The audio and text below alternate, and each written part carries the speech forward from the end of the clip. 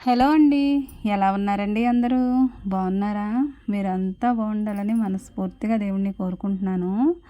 ఆడవారికి తెల్లవారతంతోటే పనులే గదండీ ఉండేవి. అసలు తెల్లవారేదే పనులతోటండి. నైటంతా ఏమో ఆ మంచం మీద ఎలా ఉంటామో తెలీదు గానండి.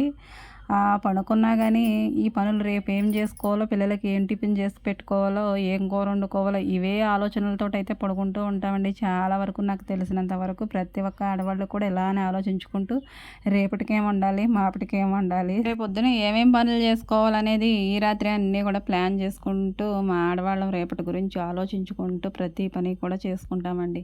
ఆడవాళ్ళ పనులే గదా అనుకునైతే తేలిగ్గా తీసేస్తారు గానీ, మేము చేసుకునే పనులకు కూడా ఒక ఆలోచన, ఒక ప్లానింగ్ అంటూ ఉంటుందండి. వండి పెట్టుకోవడము, పనులు చేసుకోవడమే అనుకుంటారు గానీ, వాటిల్లో కూడా ఎవరు చేసే పనులు వాళ్ళకి ఒక ప్రణాళిక అంటూ ఉంటుందండి.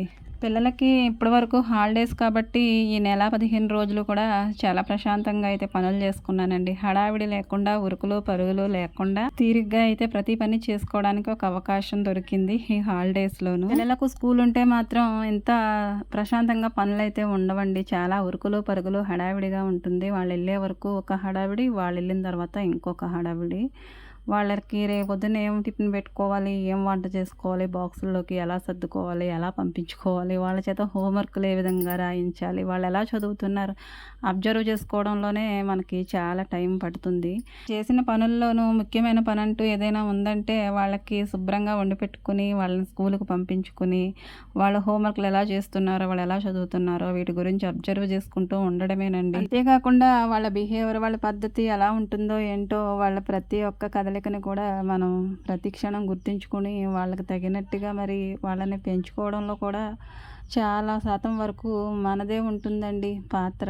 తల్లిగా మన బాధ్యత కూడా అదే కదండీ! అంతకు మించిన బాధ్యత అంటూ ఏముంటుంది? ఉంటాయిలెండి, ఇంకా మనకి బాధ్యతలు చాలా ఉంటాయి. చేపట్టాలి గానీ మనకు లేని బాధ్యత అంటూ ఏముంటుంది చెప్పండి?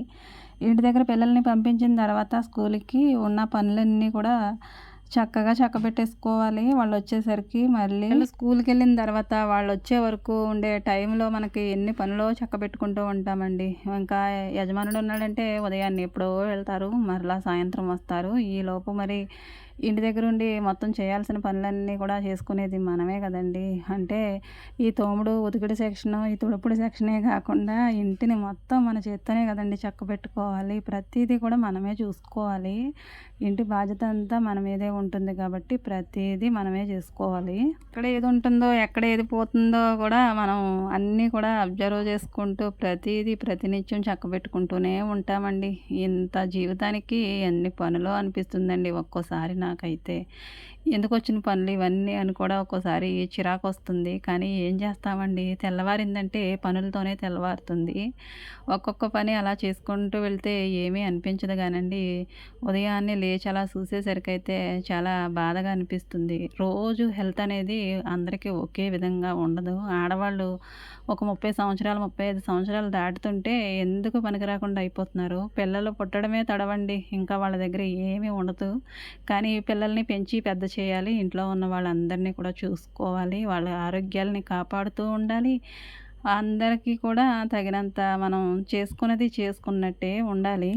ఎవరిని చక్కబెట్టుకోవాల్సినట్టుగా వాళ్ళని చక్కబెట్టుకోవాలండి. విడతల వారీగా పిల్లలకి స్కూల్‌కెళ్ళే టైం అంటూ ఒకటుంటుంది. పొద్దున్నే లేచి వాళ్ళతో సరిపోతుంది. వాళ్ళు వెళ్ళిన తర్వాత ఈయన పనికెళ్ళాలన్నా, ఆఫీస్‌కి వెళ్ళాలన్నా ఈ చక్కబెట్టుకోవడానికి చాలా టైం పడుతుంది. పిల్లలకేమో పాలు, ఇక పెద్దవాళ్ళకైతే టీలు, కాఫీలు, ఇంకా జావలు ఇవన్నీ రెడీ చేసుకుంటూ పొద్దున్నే వంట పనైతే మొదలుపెట్టుకుంటూ ఉంటాము. వంటంతా అయిపోయింది కదా! హమ్మయ్య! అనుకోవడానికి ఉండదండి. వెంటనే మళ్ళీ బట్టలు ఉతికే సెక్షన్‌లోకి వెళ్ళిపోవాలి. లేదంటే ఇల్లు ఊడవాలేమో, గిన్నెలు తోమాలేమో, ఇలా ఒకసారి, 2 సార్లు చేసి పక్కన పెట్టేయడానికి ఉండదండి. ఇక జీవితాంతం ఇదే పని చేస్తూ ఉండాలే కానీ, ఇక ప్రతి నిమిషం కూడా పనే ఉంటుంది. అలా పనుంది కదా అనైతే బద్ధకించడానికైతే చూడమండి. ఎప్పుడు కూడా ఏదో ఒకటి చేసుకోవడానికే చూస్తాము. అన్నీ చక్కబెట్టుకొని. నా వరకు నేనేమనుకుంటానంటే ప్రతి పని చాలా సింపుల్‌గా, చాలా ఈజీగా చేసేసుకోవాలనైతే పొద్దున్నే లేచేసి ప్రతి పని కూడా చేసుకుంటూ ఉంటాను. అలా ఒక్కొక్కటిగా చేసేసరికైతే నేను 11 ఆ టైంకల్లా నా పని అయిపోవాలనుకుంటాను గానీ 12, 12:30 ఒక్కోసారి 1 కూడా అయిపోతూ ఉంటుందండి. ఇలా టైంతో పనేముందిలేండి, చేసుకుంటూ వెళ్తూనే ఉంటాను. 2 అయినా, 3 అయినా ఒక్కొక్కసారి అయితే పట్టించుకోను. కానీ ఈ టైం సెన్స్ అనేది మనం పాటించకుండా అలాగ పనులు చేసుకుంటూ వెళ్ళామంటే ఆరోగ్యం అంతగా మనకి బాగోదు. కానీ నేనైతే ఆరోగ్యం గురించి అయితే ఎప్పుడు ఆలోచించనండి. పని అవ్వడమే ముఖ్యం అనుకుంటాను. చేసుకునే పని ఒక్కొక్కసారి అయితే స్పీడ్‌గా అయిపోతుందండి. అనుకున్న టైం కన్నా ముందే అయిపోతుంది. కానీ ఒక్కోసారి ఎంత గింజుకుని పనులు చేసినా గానండి, టైము మించిపోయే అవుతుంది. కానీ ఆ పని అక్కడే ఉంటుంది. అలాగని ఎక్కువ పని చేశామా అంటే చేసిందేమీ ఉండదక్కడ. ఆ రోజు చేసుకునే పనులే ఆ తుడుచుకోవడాలు, తోముకోవడాలు, వంట చేసుకోవడాలు, పిల్లలనైతే స్కూలుకి పంపించుకోవడం. ఈరోజైతే నాకు పిల్లలకి ఎలాగో స్కూల్ లేదు. కానీ బట్టలు ఉతికే పని అలాంటివి ఏమీ పెట్టుకోలేదండి. ఓన్లీ వంట పని, ఇంకా గిన్నెలు తోముకోవడం, తుడుచుకోవడం ఇవే. గొర్రెపిల్ల ఒకటుంది. దాన్ని చూసుకోవడం. ఆళ్ళని బట్టలు ఉతికే పని పెట్టుకోకపోతే ఆ రోజైతే పనేమీ లేనట్టే ఉంటుందండి. కానీ ఈరోజు మాత్రం నేను బట్టలు ఉతికే పని పెట్టుకోకపోయినా ఏంటో చాలా పనున్నట్టయితే నాకనిపించిందండి. ఎప్పుడూ చేసుకునే పనులే. ఒక్కోసారి ఇన్ని పనులు చేసుకుంటాను.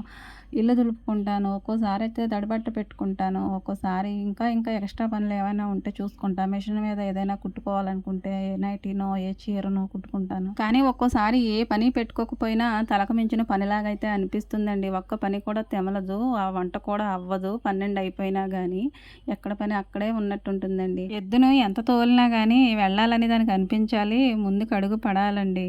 అంతేగాని మనం ఎంత కొట్టినా గానీ ఎక్కడున్నది అక్కడే ఉంటుంది. వెళ్ళాలని దానికి అనిపించాలి. అందుకు తగిన హెల్త్ సపోర్ట్ అయితే దానికి ఉండాలి. లేదంటే దాన్ని ఎంత కొడితే మాత్రం ప్రయోజనం ఏముంటుందండి. హెల్తీగా ఉంటే అదే ఉరికేస్తుంది కదా! మనం కూడా అంతే అని నాకు అర్థమైందండి. మనం రోజు ఒకే విధంగా అయితే పనులు చేసుకోలేము. మనుషులం కదండీ ఎంతైనా. ఎంత ఆడవాళ్ళమైతే మాత్రం మన చేతులు, కాళ్ళు ఆడాలి కదా! చేతులు, కాళ్ళు ఆడకుండా పనులు చేసేసుకోవాలంటే ఎక్కడవుతాయండి? అవ్వవు. ఎక్కడున్న పని అక్కడే కనిపిస్తూ ఉంటుంది. మనం చలాకీగా చెంగుమంటూ పనులు చేయాలంటే ముందు మన హెల్త్ అనేది సరిగా ఉండాలి. ఆరోగ్య సమస్యలు ఏమీ లేకపోవచ్చండి. కానీ ఎంత హెల్తీగా ఉన్నవాళ్ళైనా సరే డైలీ పొద్దున్నే లేచి మళ్ళీ చీకటి పడే వరకు ఈ పనులతోనే తెల్లవారడం, ఈ పనులతోనే చీకటి పడడం. హెల్త్ ఎక్కడ బావుంటుందండి? ఒక సంవత్సరం, 2 సంవత్సరం, మూడో సంవత్సరం అలా సంవత్సరాల తరబడి పనులు చేస్తూనే ఉంటాం. రెక్కలు, చేతులు, కాళ్ళు కాస్త పని చేయాలి కదా! ఇవి కూడా సపోర్ట్ చేయాలి కదా! హెల్త్ ఎంత బావున్నా గానీ కాళ్ళు, చేతులు కూడా కాస్త పని చేస్తేనే మనిషి ఏదైనా పని చేయడానికి అవకాశం ఉంటుంది. ఇవి సపోర్ట్ లేకుండా ఎంత హెల్త్ బాగున్నా గానీ ఏమీ చేయలేమండి. ఒంట్లో అంతా బాగానే ఉంటుంది. కానీ కొందరికి రోజు చేసుకునే పనులు చేసి నీరసమైతే వస్తూ ఉంటుందండి. ఆడవాళ్ళు అన్నాక ప్రతి ఒక్కరికి కామన్ అది. ప్రతిరోజు పనులు చేసుకుంటూ ఉంటాము. ప్రతిరోజు వీటితో బాధపడుతూనే ఉంటాము. కానీ వాటి గురించి అంత కేర్ అయితే తీసుకోమండి. రోజు ఇంతే కదా! ఇలాగే ఉంటుంది కదా! అని ఆ సాయంత్రం అప్పుడు ఏ జెండు బామ్‌నో, ఏ విక్స్‌నో అయితే రాసుకొని మరలా తెల్లవారికి రెడీ అయిపోతూ ఉంటాము పనులు చేయడానికి. మరలా సాయంత్రం అదే పరిస్థితి. ఇలా ప్రతిరోజు ఇంతేనండి. ఇలా ఎన్ని రోజులండి ఇలా చేసుకుంటూ వెళ్తే ఒక్కోసారి పని చేయడానికి కూడా కాళ్ళు, చేతులు అంతగా సపోర్ట్ చేయవండి. ఈరోజు నా పరిస్థితి కూడా అలాగే ఉంది. ఏంటోనండి ఎలా ఉన్నా గానీ పనుల కోసమైతే పోరాడుతూ ఉంటాం. పరుగు పెడుతూనే ఉంటాము. కాళ్ళు, చేతులు సపోర్ట్ చేయనంత మాత్రాన పనులు మానేస్తామా ఏంటండి? ఏదో విధంగా గింజుకొని అయితే పనులు చేస్తూ ఉంటాము. కానీ ఒక్కోసారి ఎంత గింజుకున్నా పనులు అవ్వండి. ఏంటో మీకు కూడా అంతేనంటారా? వీడియో కనుక నచ్చితే ప్లీజ్ అండి ఒక లైక్ ఇవ్వండి. నా ఛానల్‌ని సబ్స్క్రైబ్ చేసుకొని సపోర్ట్ చేయండి. Thank you for watching.